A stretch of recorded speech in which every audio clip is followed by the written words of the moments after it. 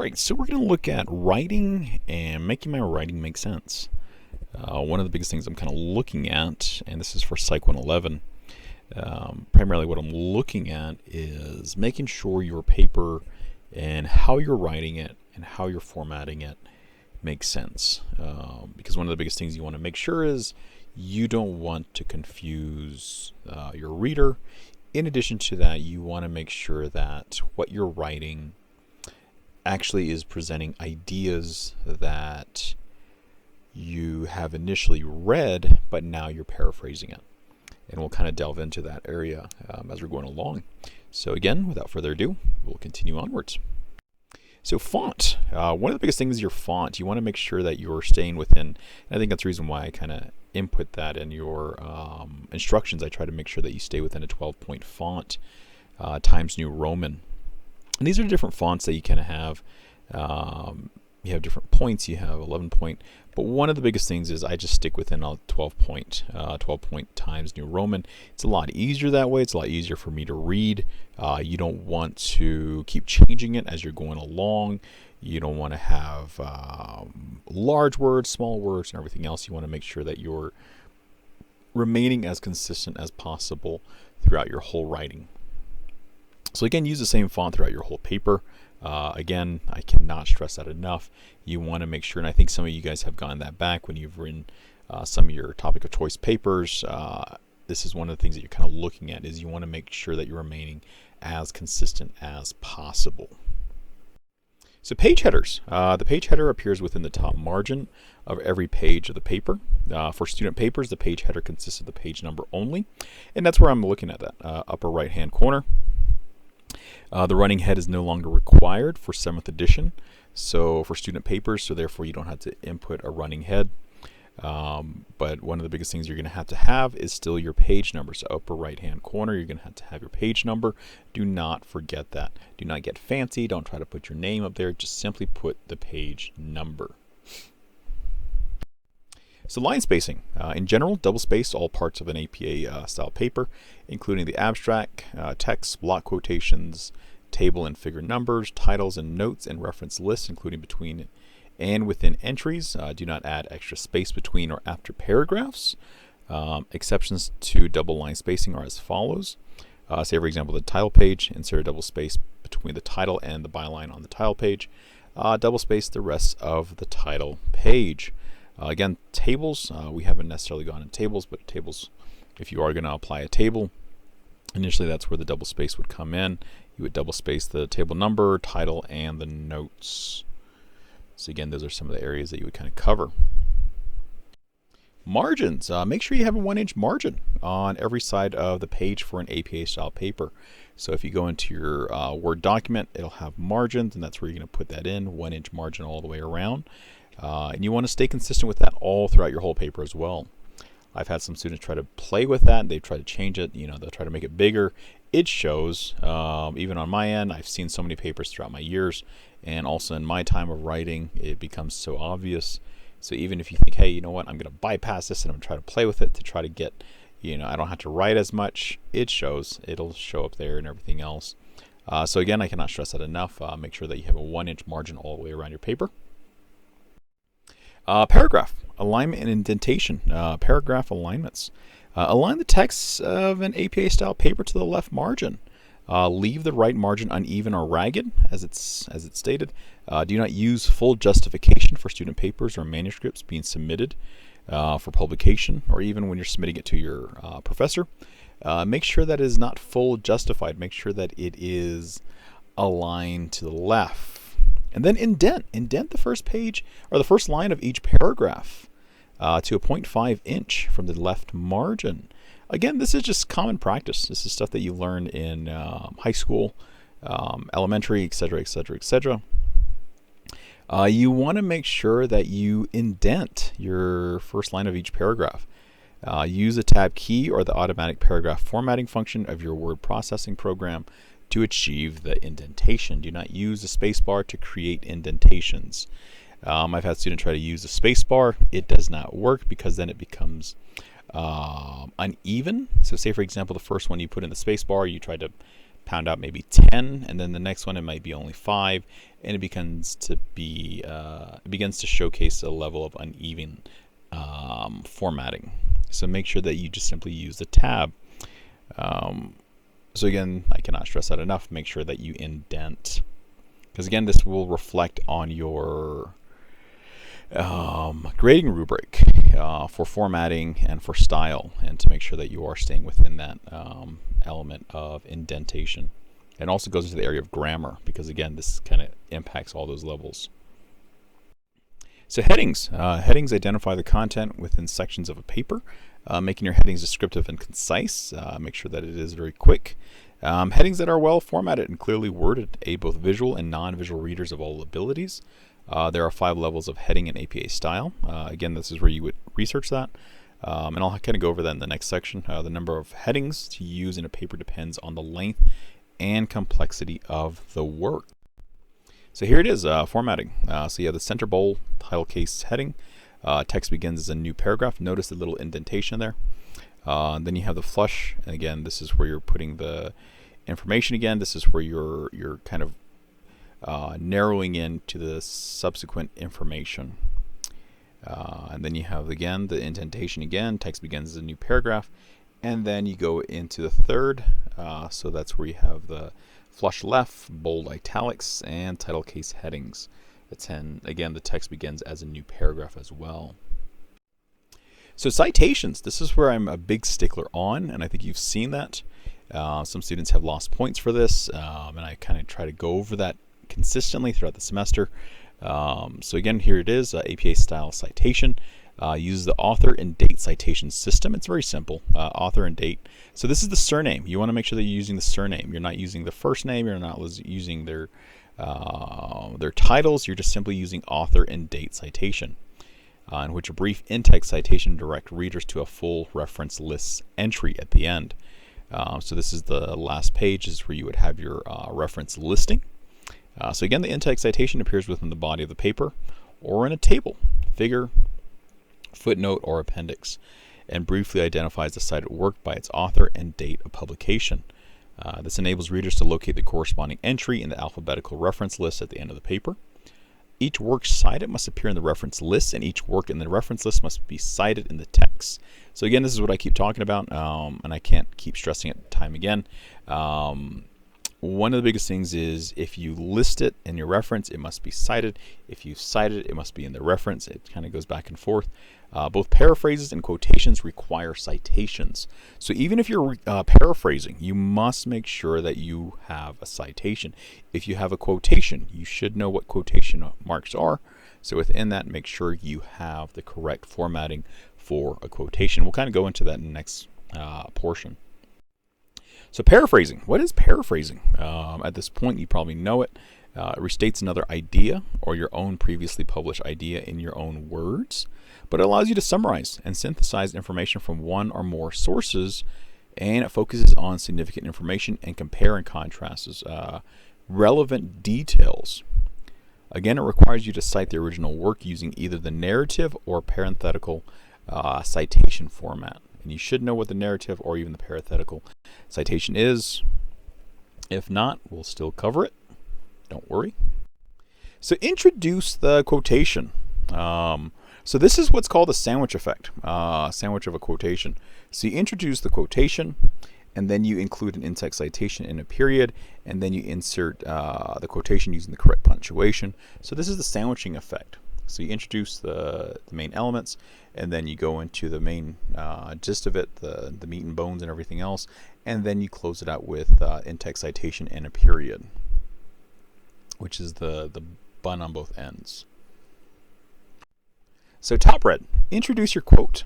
According to Smiley 2013, and So you're introducing the author of the initial information, and within that you're sharing the source, and it gives your source more credibility. And then you go into the filling. So again, this is where you're using the quotes, paraphrasing, or summaries. Place quotation marks. You should know those. Those are quotation marks around the quotation marks.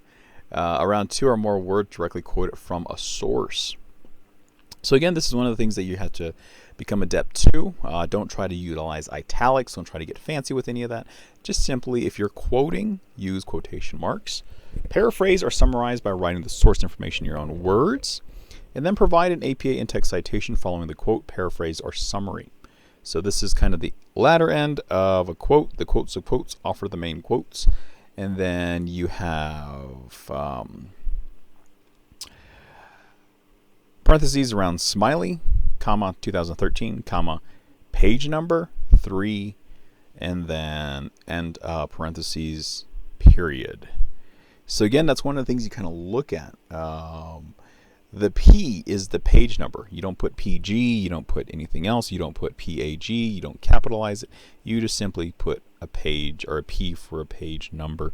And that's if it's a direct quote. If it's not a direct quote, you don't need to apply the page number. If it's a paraphrase, you don't necessarily need to apply the page number. You would just have smiley, comma, 2013, and then parentheses. So the bottom bread, explain your quote, paraphrase, or summary in several sentences. Clarify difficult concepts from the quote. Discuss how the source information supports the main point of your paragraph, and redirect the reader back to the thesis statement of the paper. So here's an example. This is from my own writing. Tanny et al. So if it's 3 or more, what do? We use et al. So this is introduction. You're introducing it. Tanny et al. Found that prolonged IPV is intimate partner violence, can build violence acceptance by female victims, resulting in insufficient recognition of healthy relationships, period. In the scenario, victims' memory recollections become altered by recurring abuse, period. Replaying of violent images and events also results in victims' disjointed recollections and dialogue, leaving them vulnerable to other abuse. And then you have parentheses, Tanny et al., period, comma, 2016, parentheses, and then I added another thought, or gaslighting, a term used to describe the practice of making the victims feel crazy in order to maintain control through coercive action. Sweet 2019. Notice I applied 2 different sources, but I paraphrased both of them. Within that, what did I have to utilize? I had to make sure that I was applying in-text citation, and I had to make sure that I was indicating this is where I got it. But if you notice for the first part, the Tanny et al., I didn't necessarily have to have Tanny et al., Tanny et al., Tanny et al. Every time. But what I initially implemented was what is considered the sandwich effect. So I introduced Tanny et al., and then I went farther, and then I closed the sandwich with Tanny et al. So all the information in there is all about what I found regarding and paraphrasing what has been originally implemented and what I have read and how I have put it into my own words. And then I went, and I'm still writing. The whole paragraph is still all connected. So according to Knapp, 2020, the term gaslighting originated from a play in 1938 titled Gaslight. So again, for titles, you want to make sure that of a play or anything else, you want to make sure that that's italicized, which focused on the criminal husband who coerced his wife into believing that her mentality was waning, resulting in a mental collapse. Gaslighting perpetuates a perceived emotional reality onto the victim, resulting in their confusion. It is a psychological abuse type focused on victim terrorization to create self-doubt and thinking errors. So notice what I did there. I did according to Knapp. I was introducing the author. I broke it down, shared my own insights, everything else, and then at the end, I closed it off with Knapp 2020. So again, that's one of the things you're kind of looking at. You want to make sure that you're creating that sandwich. Sharing the information, sharing the author, and then closing it out with that same author if the thoughts are all from there. If you're going to jump into another author, bear in mind you would have to say, for example, just like I did with Tanny, say for example I introduce Knapp and then I go back to Tanny again. I have to reintroduce Tanny again because again, if it's I changed the initial order of my logical conclusions, therefore I'm going in a different direction. But then I'm reiterating and going back and reflecting on Tanny et al. And if I did that, then I would have to reintroduce that author again. So hopefully that kind of makes sense. again, this is one of the things that you're kind of coming across, is one of the things that I kind of have to reiterate time and time again. So here you have the APA signal phrases for quotes and paraphrases. So again, this one, signal phrases primarily mark the boundaries between source material and your own words. In other words, who said what. And they also provide context for the reader. So again, signal phrases in APA for direct quotes and paraphrases always include author's name and the publication date in parentheses. So in other words, Roman 2005 reported that. Then that's where the quote would begin. Going to Lahori and Smith, parentheses 2011, end parentheses, comma, begin of quote, a similar result, blah, blah, blah. And now 2007 has noted, and then so and so forth. They also include a specific verb in the past tense or present perfect tense. You'll see that within the verb chart on the next page, or in the following pages, I believe. So Stedman et al. 2002 argued for, and then blank, blank, blank. Stedman et al. 2002 has argued for blank, blank, blank. So within that, you have the APA intext citation for page numbers for direct quotes. So if you notice, we talked about the P for page number, but if there are multiple page numbers, you would have PP, and this is where you would have, these are for direct quotes. Again, it doesn't indicate that for direct quotes. So again, with direct quotes, you'd have to indicate a page number or a paragraph number. You can also include your own thoughts and analysis in the same sentence after the page number. So in other words, Suzuki et al.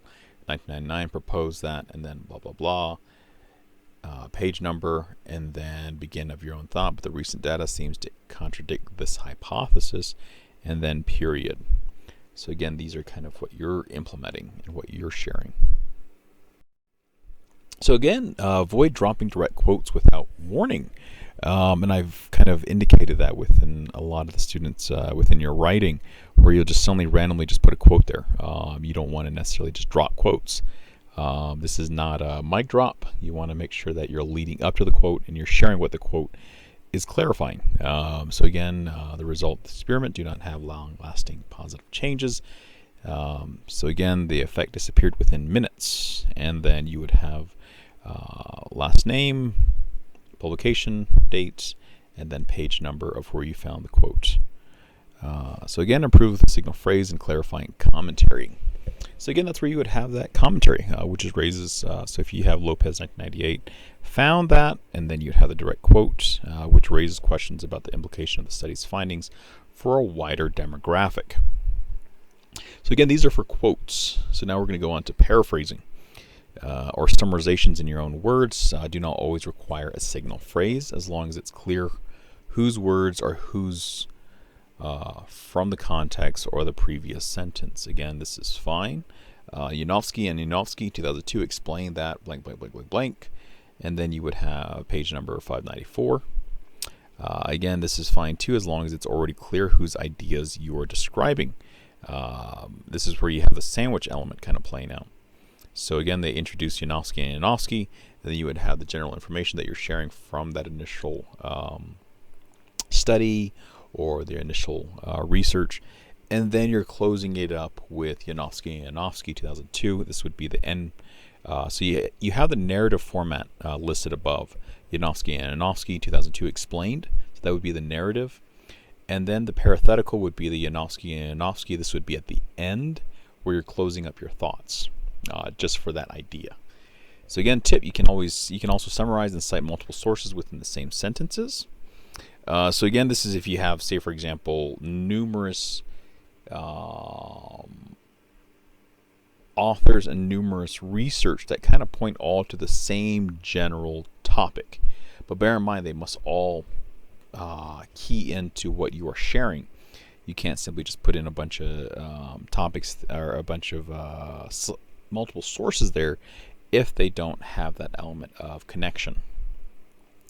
Again, APA intext citation tip, page number for paraphrasing in your own words. Again, for paraphrase and summaries, not direct quotes, you don't always need a page number. And that's where I've tried to stress that time and time again. You don't necessarily need a page number for paraphrasing or for summarizations, but you do need it for direct quotes. So here's the verbs. A verb to introduce a fact or statement. Verb to introduce views the author agrees with, and verbs to introduce what the author focuses on or excludes, and then verbs to introduce views the other author disagrees with, and then verbs to introduce a claim, and verbs to introduce the author's qualified agreement.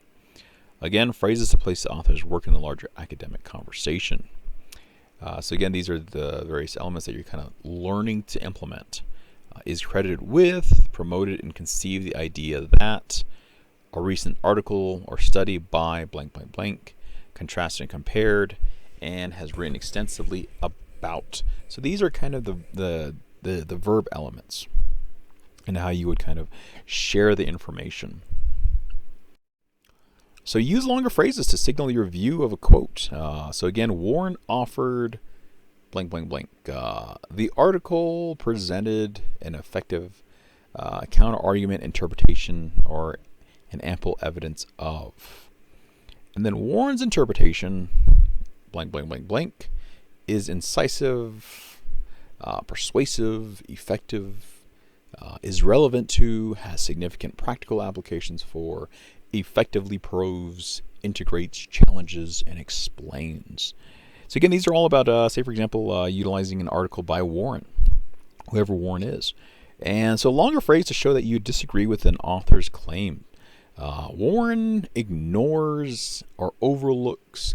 Again, even with these, you would still add the date. You want to make sure that you're adding the date in there, the publication date, because again, it makes it a lot easier that way to indicate that you are pulling this from a valid source. And Warren fails to, or the study fails to, or the article blank blank blank, and that's where you would have either a narrative formatting of the citation or a parenthetical. So again, you have Warren's interpretation, conclusion, proposal, etc., etc., etc. So hopefully this kind of helps clarify some of those areas in regards to quotes and paraphrases. So the reference examples, and we'll kind of go through that, and about the parenthetical and also the narrative as well. And again, it's kind of combined in here. So journal articles. So here you have a journal article. Notice how everything is the author, the surname. You're using the surname, comma, abbreviated first names, period, and then comma, and then so forth. And then you have the ampersand. So after Perez, comma, C. So this is the first one that we're looking at. So you have Grady, her, Moreno, and Perez. And then you have the abbreviated first name, C, period, comma, and then you have the ampersand, because this is the last author. Before you get to the last author, you're going to put an ampersand. Then you're going to have the surname, and then you're going to have the comma, abbreviated first name, period, and then you're going to have the parentheses, and this is the date, 2019. Then you go into end of parentheses, period, and then you go into the title. Emotions, if you notice the first letter in emotions is capitalized, and then the rest in storybooks is all lowercase. Then you have a semicolon, and then you have a capitalization of A, comparison of storybooks that represent ethnic. And if you notice all of that, a comparison of storybooks that represent ethnic and racial groups in the United States. So up to a comparison of storybooks that represent ethnic and racial groups in all of those are lowercase. But then you get to a proper noun, then you have United States that is then capitalized, and then you have a period, and then you get into the italicized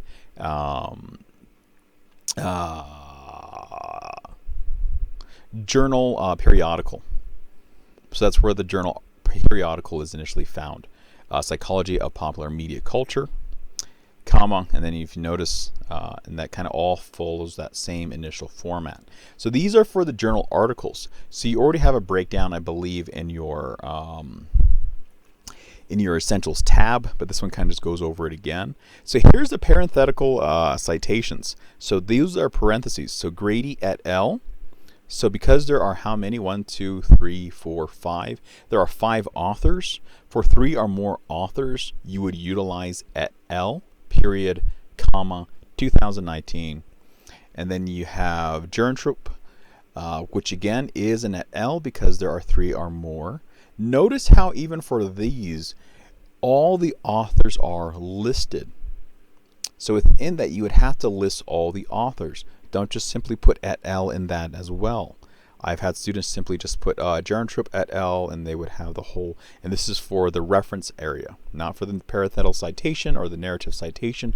This was just simply in the actual reference section. They just simply put et al. Do not just put et al. You need to write out all the authors' names. And I have students saying, that's a lot of work. Well, you're going to have to get used to it, because initially this is just how it's going to go throughout your whole academic career. Within that, narrative citations, this is the narrative. So notice the difference between the parenthetical.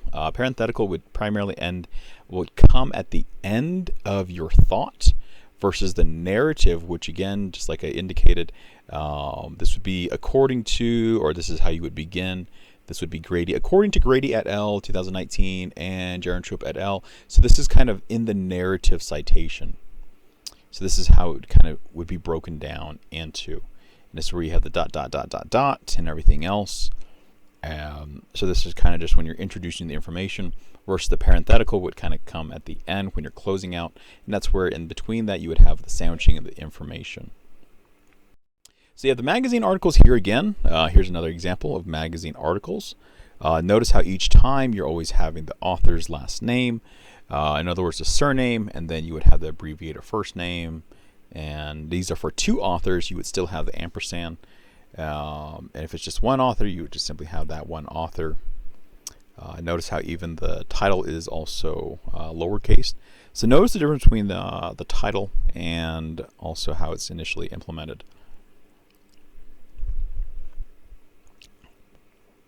So even within the parenthetical and also the narrative citation, it is still apparent how they initially utilize the APA formatting. And then you have the news articles. So here are news articles. So again, can we get better at forgetting? Again, you're still following the same format. You're still trying to make sure that you still stay within those lines. So even if it's a parenthetical citation, make sure that you have the surname there and the year. So again, if you have the narrative citation, you have Carey. And then you have the parentheses, so this would be, for example, according to Carey, 2019, blah, blah, blah, versus the parenthetical, which initially would kind of come at the end. So here's a book. So this is how they would utilize the book. Rabinowitz, FE, 2019. And you have, and if you notice, the italics change slightly. So again, you have the title in italics, but it's also lowercase. So these are primarily the subtle changes within the book. So again, make sure that you're paying attention to that. So if you're using the textbook, etc., etc., etc., you kind of have these breakdowns as well. So again, this was a quick overview. I know this is one of those things where we're trying to really do a crash course in a sense, because APA is kind of one of those things where you're going to be using this a lot. You're not necessarily going to be using a lot of MLA. You're going to be utilizing a lot of the APA. So again, use this for a quick guide to kind of go over. And if you have any questions, feel free to find me, contact me. You know how to do that. Have an awesome day. I'll go on it.